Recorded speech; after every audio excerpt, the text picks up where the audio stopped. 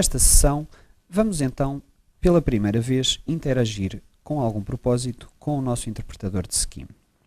Como referimos em sessões anteriores, para podermos interagir com sucesso com o interpretador, é importante conhecer as regras da linguagem. A sintaxe é precisamente o conjunto de regras que descrevem como se escreve uma frase em Scheme. Como também já foi referido noutras sessões, o Scheme está preparado para interpretar aquilo que se chama formas.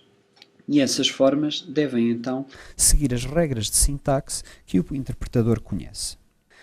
A sintaxe pode ser descrita utilizando a notação, por exemplo, BNF, que quer dizer Backus-Naur Form.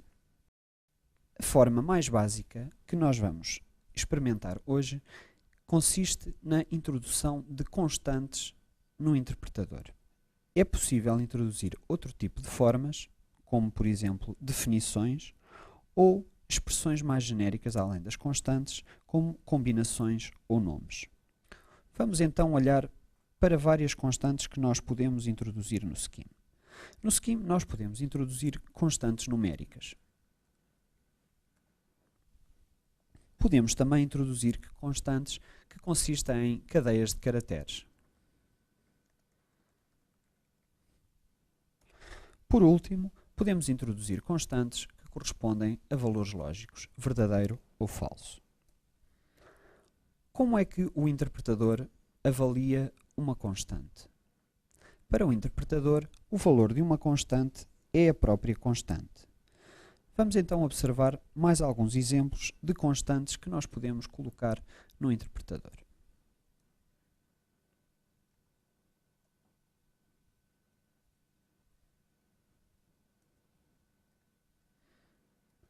Estas primeiras constantes que nós estamos a introduzir são constantes que consistem apenas em números e que correspondem ao primeiro tipo de constantes que nós referimos, as constantes numéricas.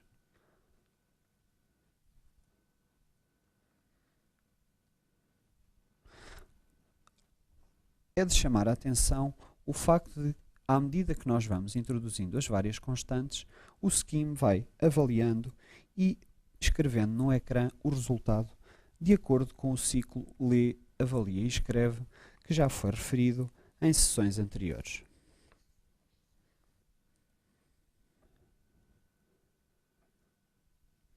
É também de chamar a atenção que nesta nossa interação com o interpretador, em que temos estado apenas a introduzir constantes numéricas, há vários tipos de constante que têm aparecido.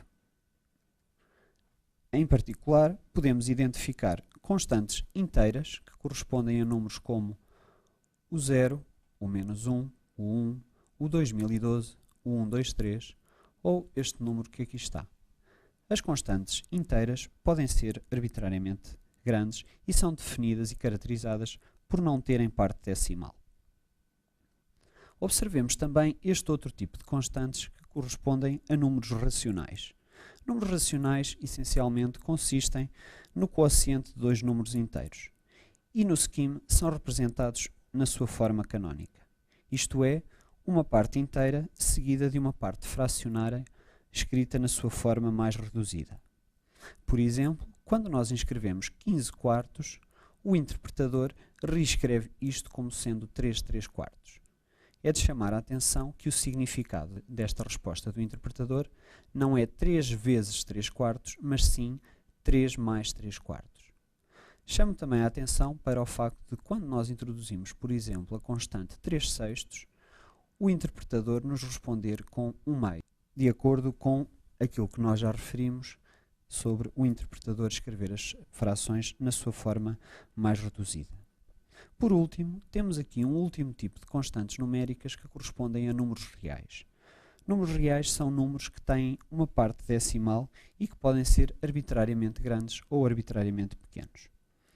Quando os números são muito grandes, vemos que o interpretador os reescreve utilizando a notação científica, que é descrita por uma mantissa, que corresponde a esta parte do número, e a um expoente, que corresponde a esta parte aqui.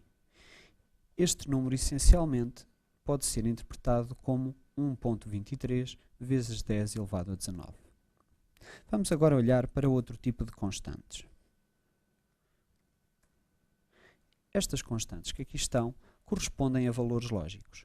O interpretador, ao olhar para o símbolo cardinal true, vai interpretar isto como o valor lógico verdadeiro. E ao olhar para o cardinal f, vai interpretar isto como o valor lógico false. Por último, temos um terceiro tipo de constantes que correspondem a cadeias de caracteres. Uma cadeia de caracteres é representada por iniciando-se com o caractere aspas e concluindo com o caractere aspas e podendo no meio destas duas aspas ter qualquer sequência de caracteres. E, tal como as outras constantes, o valor da cadeia de caracteres é ela própria.